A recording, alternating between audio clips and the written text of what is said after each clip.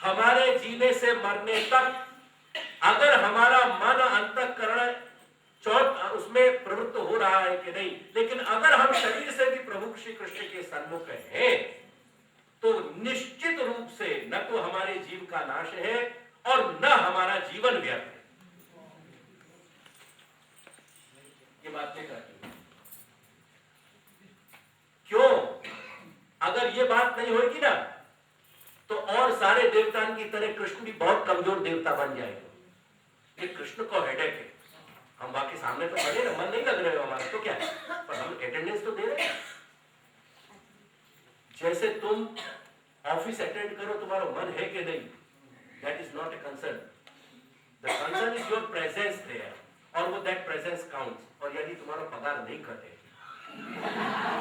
नहीं क्या लिए यही तरीका से भगवान श्री कृष्ण की सन्मुखता तुम मन से कर रहे हो, बिना मन के कर रहे हो, योर प्रेजेंस काउंट्स, और बाकी कारण तुम्हारा जो फल है वो कटेगा नहीं कटेगा। ये बात लिख के रखिए, ग्राउंड लेवल पे पहले लिख लीजिए।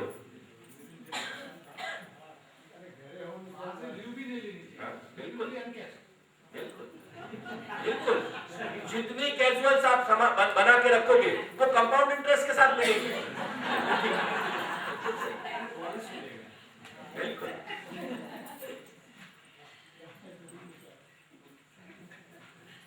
हिंदुस्तान के जो इंडस्ट्रियलिस्ट है वो तो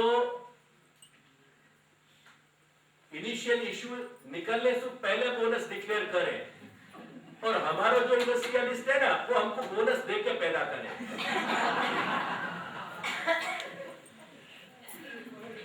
एक और फर्दर एडिशन कर रहे ताकि आपके विषय की जानकारी मेरी अपडेटेड है।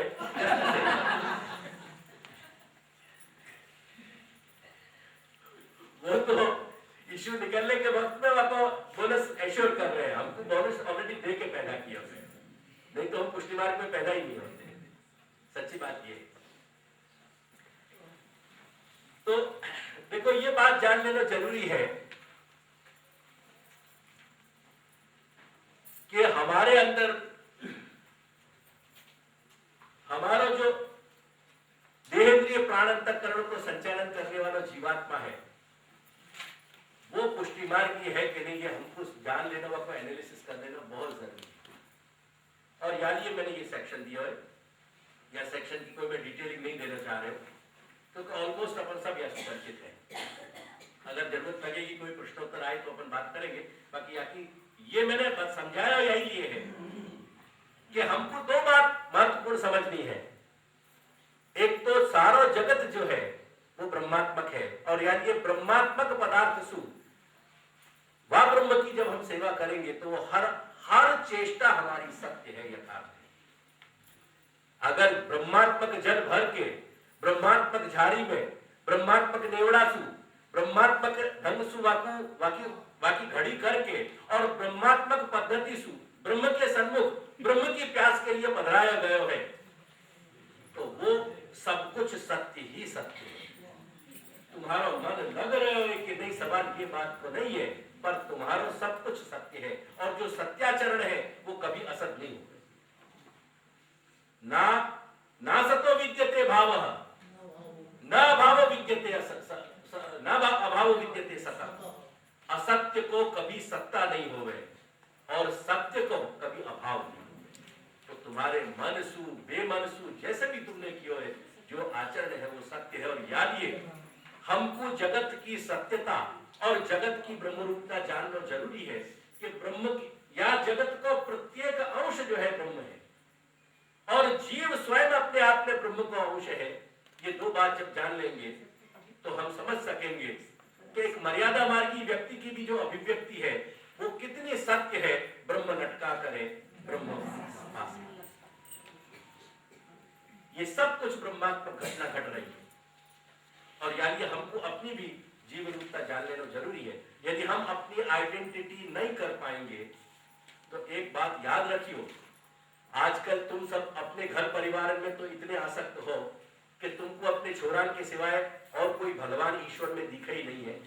सिर्फ उनको ही तुम कैरियर बनाकर उनको शिखर पे पहुंचा देना चाहो जैसे तुम्हारे माँ बाप ने तो तुमको घूरे पे जने थे, उकरड़ा जाकू को गुजराती में, तुम्हारे माँ बाप ने तुमको घूरे पे नहीं जने तो उनके लिए भी तुम पुत्र रत्न थे और पुत्री रत्न थी। लेकिन दुर्भाग्य से तुम्हारी समझ इतनी ज्यादा खराब हो चुकी है कि तुम यह बात को समझने तैयार नहीं, और तुम्हारी दृष्टि से तुम्हारे बालक के सिवाय और कोई ईश्वर परमात्मा है ही नहीं। यानी ये सारी चिंता अगर तुमको यहाँ कोई काम करना है तो उनके करियर के लिए करना है, ऐसे वो तो तुमने हाथ पांव बगैर के अपंग पैदा किए। जो मैं कह रहा हूं मेरा अंतरात्मा दुखी होकर कह रहा हूं, तुम अपने बच्चा को अपंग समझो, तुम्हारे माँ बाप ने कभी अपंग नहीं समझो। तुम्हारे माँ बाप इतने साहसी थे कि उनके 6 संतान को बड़ी करने के लिए भी उनको पहली उनकी बड़ी संतान काम में आती थी, वो कभी गोदी में लेकर बड़ा नहीं करते थे। अगर सबसे छोटा बेटा है या बेटी है ना, वो आपको दूसरे नंबर या तीसरे नंबर को बेटा है बेटी बड़ो कर ले। पर तुम्हारी ममता के तो कोई ठिकाने ही नहीं। तो तुम तो ये मान के चलो कि तुम्हारे बेटा बेटी सब अपंग है, क्योंकि उनकी उंगली पकड़ के तुमको कैरियर ही नहीं बना देना है, तुमको अमेरिका में जाकर के प्रेसिडेंट बुश की जगह बैठा देना है। याद ये हर आदमी ये कहे कि મને તો અમેરિકા નથી રહેવું, મને તો એમાં કઈ ઇન્ટરેસ્ટ નથી, પણ મારા છોકરાઓને કેરિયર માટે જવું છે।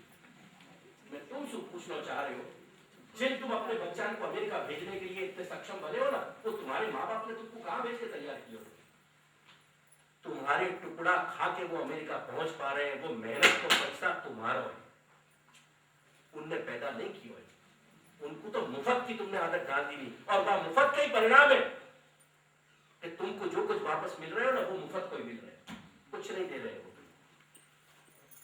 और याद रखियो, ईश्वर न करे ईश्वर तुमको सबन को शताई करे और दीर्घायुष्य करे और चिरंजीव रखे, ये मेरे आशीर्वाद है। पर इतना याद रखियो कि मरने के वक्त में आग देने वाला चिता को लड़का नहीं होगा। जिन लड़का को अमेरिका भेज भेज के तुम बड़े सियार रहे हो ना, वो लड़का तुमको अग्नि देने वाला नहीं होगा। ये याद रखिए, ये भारत की संतान की लक्षण नहीं है।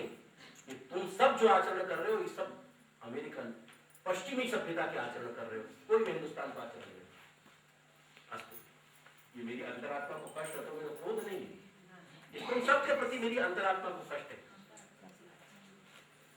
माँ बाप तो अपने भी होते, ऐसा नहीं कि अपन बिना माँ बाप के आसमान में से टपक जाए। कोई तुम्हारे समझ के जो है सो बेटा छोरा छोरी कोई गोलोक में से पैदा नहीं हुए, ये एक सच्चाई। लेकिन हमारी आसक्तियां सब मिसप्लेस्ड हो, हमारे सारे कर्तव्य के समीकरण इक्वेशंस खत्म हो गए। यानी हम उनको कैरियर तो बनाना चाह रहे हैं, तुमने तुम्हारे जीवात्मा को जाके कारण तुम्हारा दिल धड़क रहे हो, और जब दवा दिल में कोई बाकी आर्टरी ब्लॉक हो जाए तो कैसे घबराओ तुम कि अब आपको बाईपास करा रहे हो। क्यों बाईपास करा रहे हो यार, क्या जरूरत है? वाको कैरियर तो तुमने विचारा ही नहीं, जो तुम्हारा अंतरात्मा जाके कारण दिल धड़क रहे हो, वाको कैरियर कभी विचारा?